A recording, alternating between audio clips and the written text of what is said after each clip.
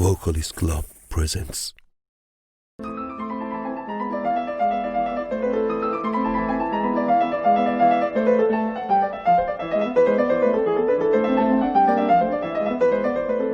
In the name of God. Hello everyone and welcome. I'm Mohammad Reza Rahmani and I'm very glad that I'm here again with another lesson of vocal training. Last session we talked about breathing and I hope that you practiced them well and we answered some questions too. This session we're gonna talk about diction and eloquence. I have to say that last session, I mean breathing session, and this session, both are so important and they are introduction to resonance, chest voice, mixed voice, and head voice, and we will have more practical exercises. I can say more than 70% or 80% of our classes are going to be these exercises. So I want you to work on these two sessions, be ready and prepared for next sessions. What is diction or eloquence? We have to work on diction in order to show and transfer our emotions to our audience and to make connection with them. I'm sure you see some people that they have bad diction and eloquence. Even some singers don't have good diction or eloquence. Why? Because they haven't worked on this scientifically.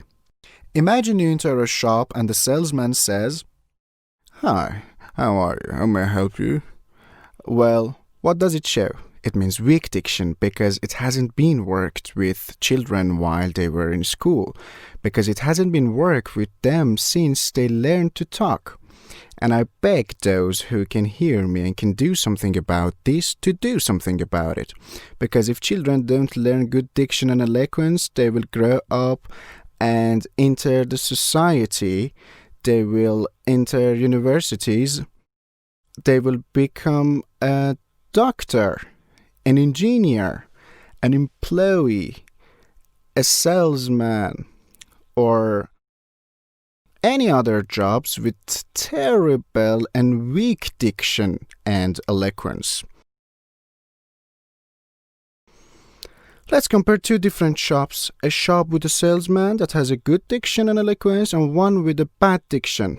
Which one would you prefer? You would prefer the first one because you can understand whatever he says and he speaks clearly. And I'm sure you see some people that they have a terrible eloquence and you cannot understand anything at all. You must be perfect in diction because your job is working with your voice and you're singing. And you must be perfect in this field. Well, we want to learn two things about vowels. Vowels are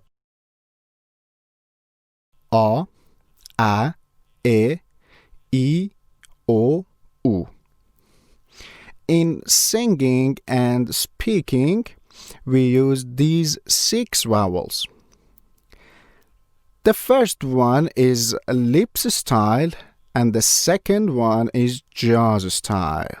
Each of them has different styles in lips and jaw. For sound A, lips should be like a rectangle, like this. And there should be a space of 3 fingers between teeth. Like this. It should be like this. Next sound is A. And lips should be like a square. And again, there should be a space of 3 fingers between teeth. Next sound is E. And our lips style should be like a smile. E. And Between our lips should be a space of one finger, E, E, like a tiara. Next sound is E. For this sound, our lips should be like a small horizontal rectangle, and between teeth should be one finger space. So in A and A, there should be 3 fingers space, and in E and E should be 1 finger space. The only difference that E has with others is that our lips should be bigger when we pronounce it, like a tiara. Very clear. I mean, if anyone hears us, he or she can understand what we say and can write it.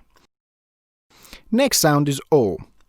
Lips should be round and open, and mouth should be semi-open, like O, lips style shouldn't be abnormal.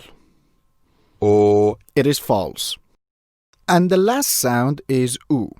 Lips should be round and close, and mouth should be closer than O, like this.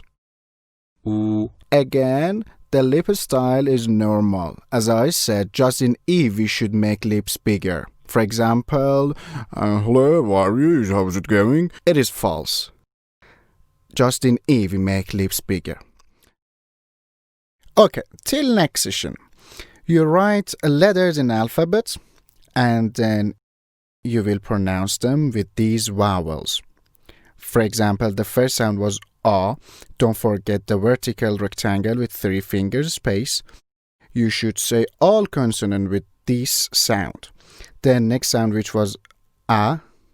Don't forget the square style and 3 fingers space, like A, Ba, Ta.